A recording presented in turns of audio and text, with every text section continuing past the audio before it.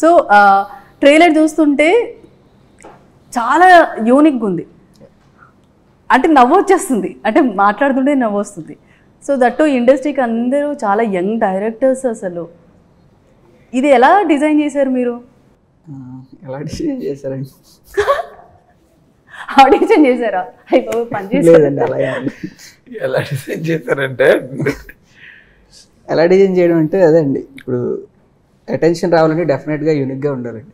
ఇప్పుడు ఒక కొత్త డైరెక్టర్ కానీ ఒక కొత్త సినిమా కానీ ఏదన్నా అటెన్షన్ రావాలంటే డెఫినెట్గా యూనిక్గా ఉండాలి. అండ్ రాస్తున్నప్పుడే అనుకున్నాం స్టీరియో టైప్స్ ఐడియాస్ కానీ స్టీరియో టైప్ థాట్స్ కానీ అన్నీ బ్రేక్ చేసే సినిమా చేయాలి అని చెప్పి. సో అలానే ఎవ్రీ యాక్సెప్ట్లో కొత్తగా ఉండాలి.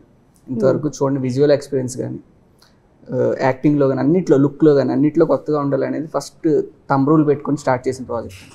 ఓకే. సో ఇంతకు ముందు అంటే టీజర్ చూసినప్పుడు కూడా అసలు చూసిన తర్వాత ఫుల్ నవ్వు వచ్చింది. సో పేర్లు కూడా అంటే చాలా సద్ది, గుణపం, అంటే ఇవి ఏం పేర్లు అండి అసలు? అంటే నవ్వుకోవటానికి పెట్టారా లేదంటే స్టోరీలో లింక్ ఉంటుందా? డెఫినెట్లీ లింక్ ఉందండి, నవ్వుకుంటారు. ప్లస్ స్టోరీలో కూడా వెరీ ఇంపార్టెంట్ లింక్ ఉంది. పేర్లు ఎందుకు అలా స్ట్రాంగ్ రీజన్స్ ఉన్నాయి. ఓకే. సో వైవా హర్ష గారు, సో ఎక్కడి నుంచో ఎక్కడికో వెళ్ళిపోయారు అందుకోలేనంత. ఏం లేదండి, ఒకటిపల్లి జూబ్లీస్ ఓకే.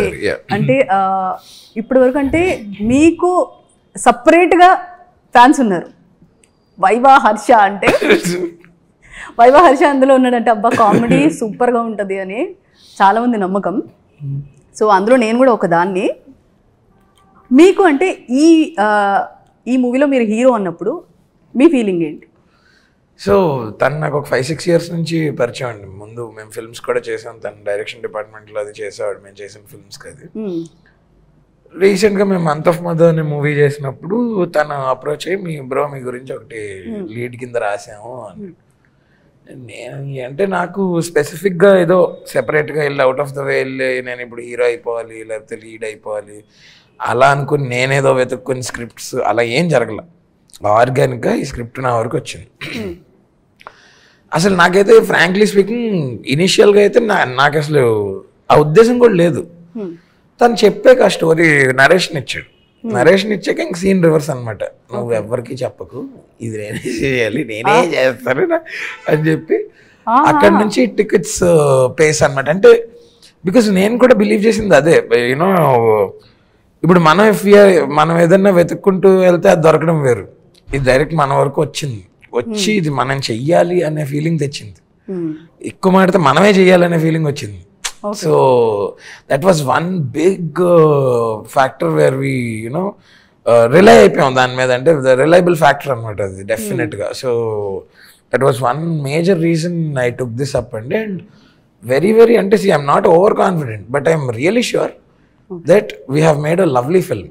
అది అందరూ మీరు టీజర్ ట్రైలర్ చూసాక the setup is only different, ఆ వైబ్ వేరు అంతా వేరు. సో అంటే ఏంలా ఇప్పుడు already there are different types or setups of cinemas, అన్నిట్లో అందరూ they are going in their own pace. అట్లా మేము ఇదొక సెటప్ని కూడా ముందుకు తీసుకురావాలని, యూనో ఇలాంటి ఒక సెటప్ని, ఈ ప్యాలే ఆఫ్ ఫిల్మ్స్, ఈ టోనాలిటీ ఉన్న ఫిల్మ్స్. సో అండ్ అది రైటింగ్ లెవెల్ నుంచి మీరు విజువల్ లెవెల్ నుంచి అన్ని ఇట్ ఈస్ అసలు ఇంపెకబుల్ ఇవ్వచ్చేయండి అండి మాకు అసలు. సో దట్ ఈస్ వీఆర్ చాలా ఎక్సైటెడ్, మాక్సిమం నెంబర్ ఆఫ్ పీపుల్కి చూపించాలి ఫిబ్రవరి 3rd అని చెప్పి.